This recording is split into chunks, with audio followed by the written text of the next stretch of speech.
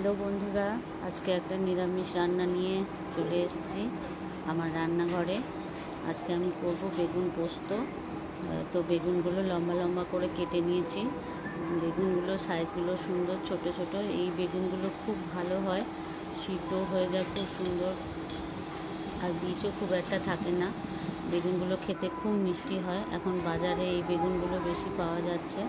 তো বেগুনগুলোকে আমি ভালো করে নুন, হলুদ আর সামান্য গুড় মাখিয়ে নিয়েছি, সামান্য।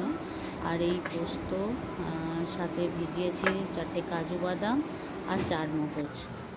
ওটাকে ভিজতে দিয়েছি, পরে বেটে নেব। ফ্রাই প্যান বসিয়ে দিয়েছি, ওর মধ্যে সাদা তেল দিয়ে দিলাম।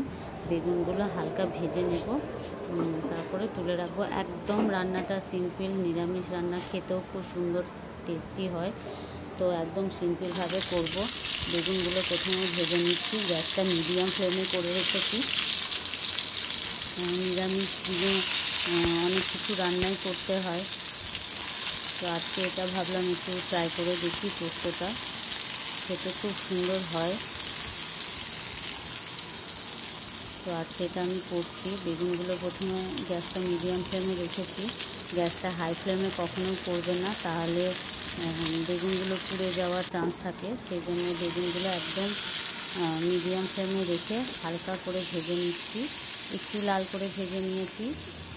ছোট বেগুন একটু ভাজলেই হয়ে যায় মোটামুটি, বেশিক্ষণ ভাজতে সময় লাগে না। তো আমার বেগুনগুলো ভাজা হয়ে গেছে, আমি এগুলো তুলে নিচ্ছি। আর আর দুটো তিনটে বেগুন আছে, সেগুলো আবার ভেজে নেব।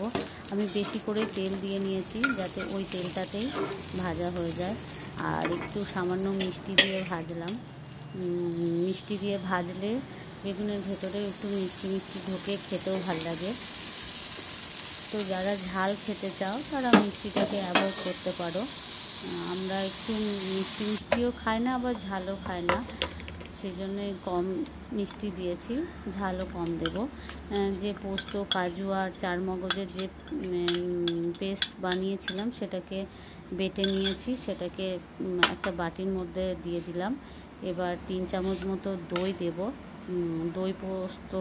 দই বেগুন পোস্ত যেহেতু হবে, তাই দইটা দিলাম। দইটা বেশি দিইনি, 3 চামচ মতো দিয়েছি, বেশি বেগুন নেই। যদি অনেকটা পরিমাণে বেগুন থাকে, তাহলে পরিমাণগুলো সব একটু করে বেশি বেশি বাড়িয়ে দেবে। আমি ওটাকে ভালো করে ব্লেন্ড করে নিচ্ছি। মিক্সিতে ব্লেন্ড করে নিলে কিন্তু সুন্দর হতো, আমি এটা হাতেই করে নিচ্ছি। হাতেই ভালো করে চামচ দিয়ে করে নিচ্ছি, তাতে কোনো অসুবিধা হবে না। ব্লেন্ডারেও করে নিতে পারো, মিক্সিতে আমি একটু সামান্য তেলটা আছেই, আর তেল দিলাম না। তেজপাতা দিয়ে দিয়েছি, আর একটা শুকনো লঙ্কা দিয়ে দেবো ফোড়নের জন্য। আমি একটু আদা বাটা দিলাম,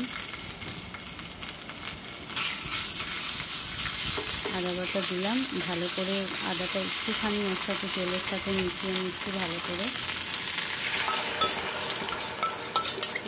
যে পেস্টটা বানিয়েছিলাম, সেই পেস্টটা দিয়ে দিলাম। সামান্য গ্যাসটা কমিয়ে রেখেছি, ওটাকে একটুখানি ফুটতে দিলাম, যদি জল টল থাকে একটু মরে যাওয়ার জন্যে। তো আমি এবারে ওর সাথে একটু নুন দেবো, একটু কাশ্মীরি লঙ্কা গুঁড়ো দিলাম, আর একটু লাল লঙ্কা গুঁড়ো দেবো। এটা যেহেতু বেশি ঝাল করব না, তাই ঝালের পরিমাণটা একটু কমই দিচ্ছি আমি। আর একটু নুন দিয়ে দিলাম, আর সামান্য একটু মিষ্টি দেব। নুনের পরিমাণটাও আন্দাজ মতো দেবে সবাই।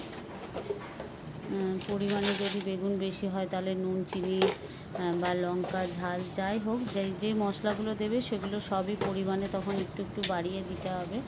মশলাটা ভালো করে একটু কষিয়ে নেব।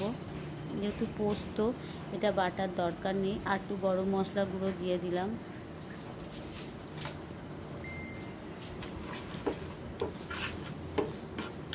ভালো করে মশলাটা মিশিয়ে নিচ্ছি ওর সাথে। মিশিয়ে নিয়ে বাটি যে পোস্ত লেগেছিল সেইটায় একটু ধুয়ে সামান্য জল দিয়ে দিলাম। গরম মশলা বেটে নিলেও হতো, আমি বেটে নিইনি, আমি ডাস্টটা ইউজ করলাম। বেগুনগুলো দিয়ে দিলাম। বেগুনগুলো দিয়ে গ্যাসটা মিডিয়াম ফ্লেমে করে রাখবো। একটু সামান্য সামান্য ফুটতে দেব, বেশি ফুটতে দেব না, বেশি ফুটলে পোস্ত ছাড়া ছাড়া হয়ে যায়, সেই জন্য সামান্য ফুটতে দেব। আর বেশি নাড়ানাড়িও করব না।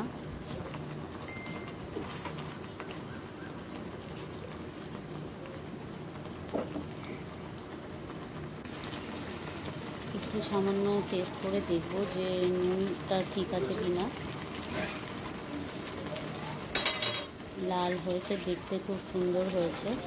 পোস্তর তরকারি তো আমরা রোজ দিনই খাই, তো বেগুনে বলে কোনো গুণ নেই, কিন্তু দেখো বেগুন দিয়ে অনেক কিছু সুন্দর সুন্দর রান্নার রেসিপি তৈরি হয়। তোমাদের যদি ভালো লেগে থাকে অবশ্যই কমেন্ট বক্সে জানাবে আমাকে।